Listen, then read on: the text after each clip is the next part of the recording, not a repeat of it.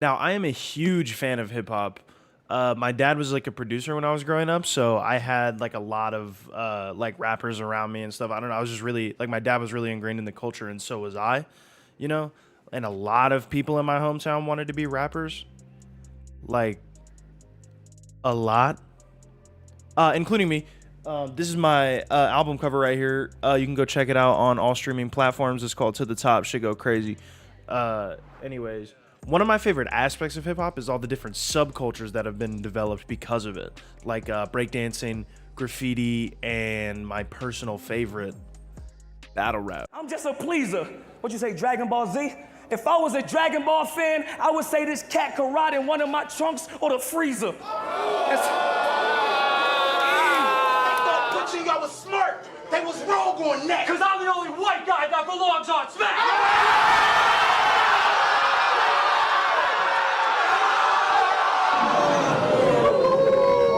If I chase a nigga, Glock break a nigga, funeral homes, box wake a nigga, you get the open hand, the fist, or the deuce. Rock, paper, scissors.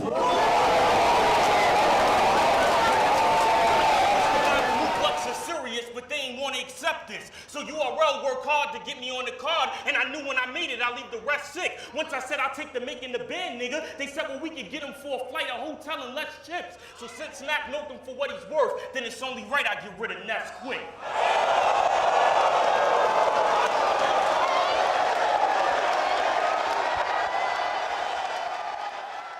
That last clip is from the battle in question, and I personally think that this battle requires just a little bit of context. The event that this battle took place at was called Summer Madness 2, and it was like sort of like a return of legends. There were a lot of legendary battle rappers that were returning to battle, like younger, newer guys on the scene. Eness is a legend in battle rap, but as we'll see during the battle, that legend status isn't necessarily a compliment. Eness was offered an opportunity to go on the MTV show Making the Band, hosted by P. Diddy. This show was basically like he would get a bunch of random artists together and try to get them to become a successful music group. And Eness was one of those people. Actually, P. Diddy personally chose Eness to be the captain of his season of Making the Band. Very early on in the show, P. Diddy decided to test the group's humility by having them walk from Manhattan to Brooklyn to get some cheesecake. I floss for y'all. I don't like to floss at all. White Weez and white beat, Sean John Ballard. John my seat, Sean John my bra. Sean John in the Dawn sell plenty records, many awards. Fendi cross every board in the Chevy, the box, Porsche, all the Honda Accord. Holla. All right, that's good. I was expecting to get here and go straight to work, get straight in the studio, working with Puff. What y'all did yesterday? Stayed in the room. Y'all need to see New York. You ain't really get to see the city, really. You need that vehicle. Yeah, I told you it's gonna be rough this weekend. I want. You get a vehicle home, possibly. You could possibly. I'm starving too. You know something? I want me a piece of cheesecake. You know where to get the cheesecake spot is at? Downtown. Yeah. Yeah, and y'all can walk from here, get the cheesecake, see the city, enjoy the sights, would you? Show them around. Take him over to Brooklyn Bridge, let that wind hit him off the water. See how y'all feel as a group. It's not about me trying to do a mean-spirited initiation hazing act to them. It's a bigger picture to it. This came off as very disrespectful and quite frankly very embarrassing for the group. You know what Junior's is at? Yo, fam, Puffy just told us to go to the store in Brooklyn and bring him back a cheesecake and walk. Yeah. See me on TV, some punk ass videos. It's crazy. You want to talk to me for a minute, like on the real? Yeah, man, ain't even on the real. I mean, if y'all don't want to go, y'all go home. Y'all go home right now. Whoever don't want to go, go home. I mean, none of us really want to go. Okay, y'all go home. That's what's up. Y'all go home. That's what's up. Respect. All right. Respect that. Y'all gotta do what y'all gotta do. All right. Respect the team, though. All right. God bless y'all. No doubt. You too. Have a good time. For Eness, and I would imagine the rest of the members of the group, this embarrassment kind of stuck with them as they continued on throughout their careers. Moving on to the days leading up to the battle, Eness went on to a podcast called Battle Rap Arena and was like expressing a lot of his confidence for the battle. He has been up against a couple of opponents that have the lyrical ability to outdo him, but on another scale, I think DNA is kind of like, I think he has that kind of white boy mentality about the whole thing. He finds a spot on the court and he'll just shoot all day from that spot. With all the hype surrounding the battle, a lot of people felt like it would be very, very close. I feel like it didn't live up to the hype because of him. Thursday, before the battle was on a Sunday, and he went on Battle Rap Arena and he was like wild confident, like, yo, don't use them cheesecake jokes because Diddy's gonna be there. I don't know, you know what I'm saying? Like, I wanted Mad Papa, but the powers that be didn't think it was a good look. I'ma kill DNA, the game plan I got for him is crazy. And I'm older nigga, but I don't give a fuck either. And I go upside one of you niggas' heads, like. I was like, all right, cool. So I guess you know what I mean, he's gonna come with some hot shit. And when we got to the battle, and I don't know why the fuck they gave me you. I'm crazy and crazy glue. This battle was quite frankly very embarrassing for Eness, but not necessarily because of anything that DNA did, but really because of how Eness was reacting to the crowd. Liquor, now you acting like you all hard, but by doing that you showed us you don't like rap, because that proves you don't support bars. And your parents. Boom! And your parents. Fuck out of here. Shit nutty. Shit nutty. Shit nutty. Shit nutty. Boom! Shit nutty. Hey, boss. I think a big reason why Eness felt like he needed to address the crowd was because of his like overabundance of confidence before the battle. Thursday, before the battle was on a Sunday, and he went on Battle Rap Arena and he was like wild confident, like, yo, don't use them cheesecake jokes because Diddy's gonna be there. I'ma kill DNA. The game plan I got for him is crazy. And then I was like, all right, cool. So I guess you know what I mean, he's gonna come with some hot shit. So when the crowd wasn't very receptive to his style and like the game plan that he came with, I think he just kind of went on the attack instead. But honestly, even before he started throwing a tantrum on stage and like his rounds was still in like its early stage, I think he actually started to lose the crowd when he said this. See, Mook, Rex, and K-Shine think they the Dipset. Them pussies make my dick wet. I'm just surprised Charlie Clips ain't making his bitch yet, cause Mook ain't Kim. Don't cut me off. I personally have no issue with anybody's sexual preference. You know, I think that you should love who you love, and that's that, you know? But if you're at a battle event in New York in 2012, you know? Now, the other major problem with this clip, as I'm sure you saw, is that he started talking to the crowd. This is like the first time he starts like addressing the crowd and being like, yo, chill, I'm just trying to rap. And you could tell he was getting a little bit frustrated. If you're like a battler and you say something whack, the crowd's not gonna just let you move past that. You sort of have to earn their respect back. And Eness took the whole entire wrong approach. Cause word is in Philly, you work at a supermarket. So how you got time for rapping? When I told Clips this shit, you bitches didn't started dying laughing. You heard it? Yo! Nah, man.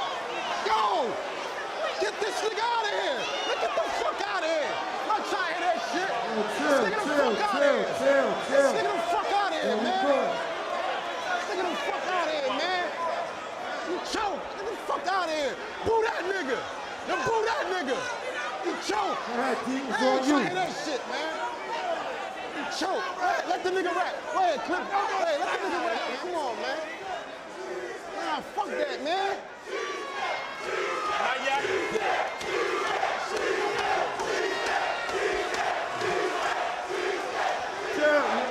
Hold it down. Controlling the crowd is a very important skill in battle rap because the hosts generally aren't going to control the crowd for you, because while they do want you to get your round out, because that's like the main thing, like, you know, somebody getting clowned like Eness was in this battle is like good content for them. So they're not going to necessarily calm the crowd down for you.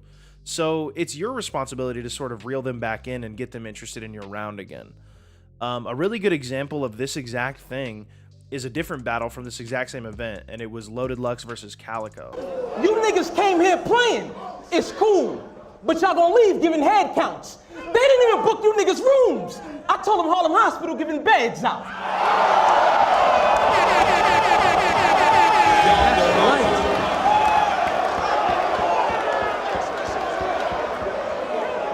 Hold on. Where was that? Harlem Hospital. Rather than Harlem Hospital giving beds out. Hold on. Let me get it together. Rather than trying to beat the mind as deep as a mind in African digging passages halfway in China River down. Let me be honest.